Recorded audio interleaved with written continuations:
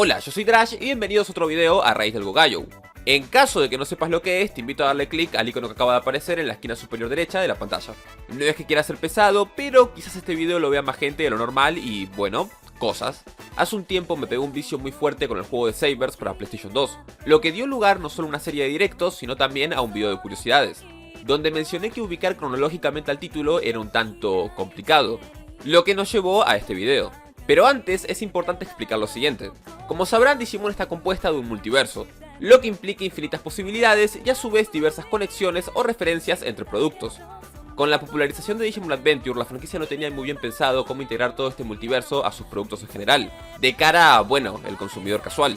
Por lo que les pareció una buena idea apoyarse en lo más popular y, bueno, centrar todo en eso. Lo que dio como resultados a personajes como Ryo Akiyama, creado en principio exclusivamente para ser la cara de una saga de videojuegos, que en primera instancia transcurre en el mismo universo que el anime, en la misma timeline. Este planteo resultó ser bastante forzoso y dar con varios huecos argumentales. Disculpen el énfasis, pero para que me entiendan.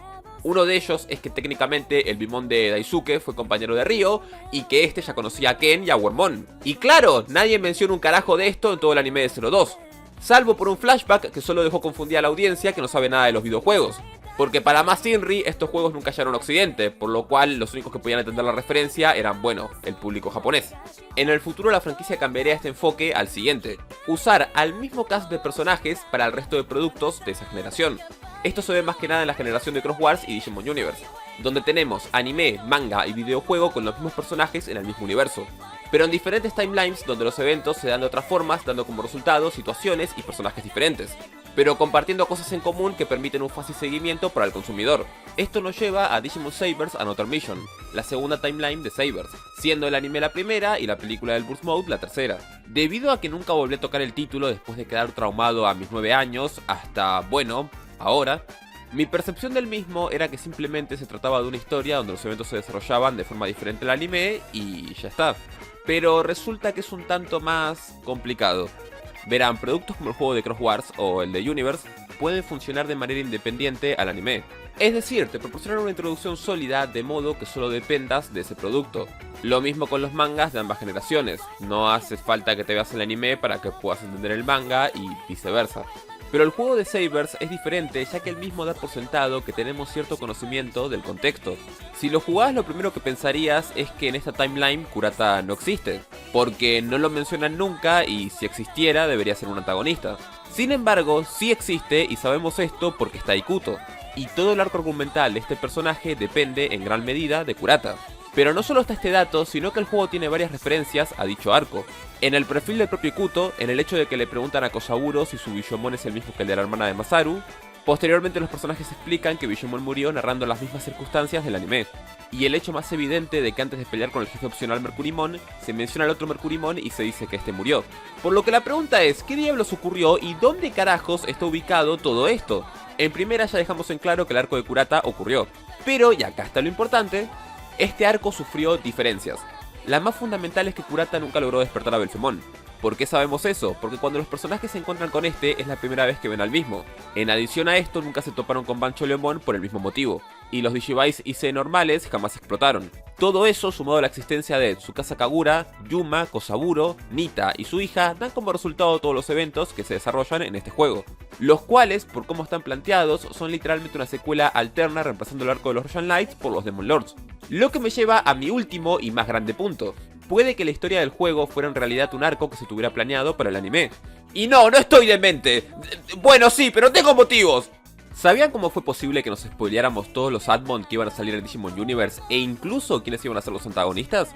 Simple, siguiendo los productos que giraban en torno a eso. Las cartas, los Digivice y los videojuegos, los cuales se venden al mismo tiempo que sale el anime o incluso con 1 o 2 semanas de antelación. Los mismos suelen tener todo el contenido o la mayor parte lo que sea que salga en el anime. Y los animes de Digimon duran 1 año, así que te puedes adelantar bastante. Con Sabers no fue diferente, pero acá está el pequeñísimo detalle. El arcade que sacaron junto al anime en esa época, arcade que era reminiscente al anime, por lo cual el anime servía para que la gente que comprara el mismo jugara con Digimon que tuviera una relación con este. Tenía todos los Demon Lords. Pero exceptuando a Omegamon, Dukemon y Slaymon, no había rastro de los demás Royal Knights. Y tampoco del Digimon de Ikuto, o sea, Falcomon. ¿De verdad un producto que sale de un anime que se planeó para durar un año no incluye personajes importantísimos del mismo? Siendo que dicho producto también se planeó para durar un año. Y no es un decir, en serio, estuvieron vendiendo cartas del arcade durante un año. La respuesta es, con el perdón de todos, se la batimamaron fuerte. Que no es otra cosa que decir que durante la producción de la serie pasaron cosas raras. Eso sumado a la evidente cancelación, o si se quiere decir de forma más amable, finalización abrupta. No sé si notaron que el arco de los Royal Knights dura 9 capítulos, o que en el segundo opening de Sabers sale Alphamon, o el hecho de que mientras que Masaru y Touma tardaron en conseguir su Burst Mode, Yoshino e Ikuto los consiguen de la nada, y los diseños de los mismos son más simples que, bueno, los de Shangreimon y Meranjogamon. O que Ulforce Vidramon, Digimon icónico, tiene una sola puta línea en toda la serie. O esta imagen promocional de acá de Bancho Leomon Burst Mode peleando con Craniumon, la cual es oficial, pero es algo que jamás pasó en el anime.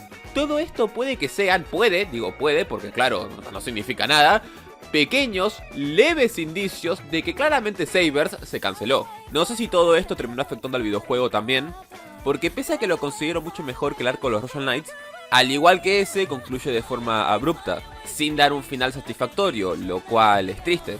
La conclusión con esto es que la generación de Sabers fue muy rara. Parece que todo iba bien y de un momento a otro todo se fue al carajo, lo cual es bastante feíto porque la misma nunca alcanzó todo su potencial. Lo que sacamos de todo esto es que no hay que subestimar al juego con jugabilidad super ultra tediosa, porque puede que te dé una sorpresa potente, como esta. Por cierto, el art épico de la miniatura fue hecho por Estelle, exclusivamente para este video, y debe ser quizás el único o de los pocos fanarts serios de Yuma.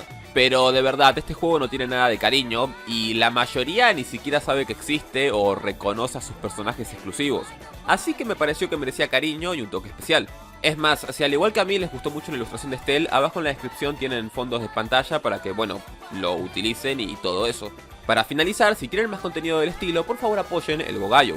Se los agradecería bastante. Y nada, yo soy Trash y nos vemos en el siguiente video de Rewoldy. ¡Adiós!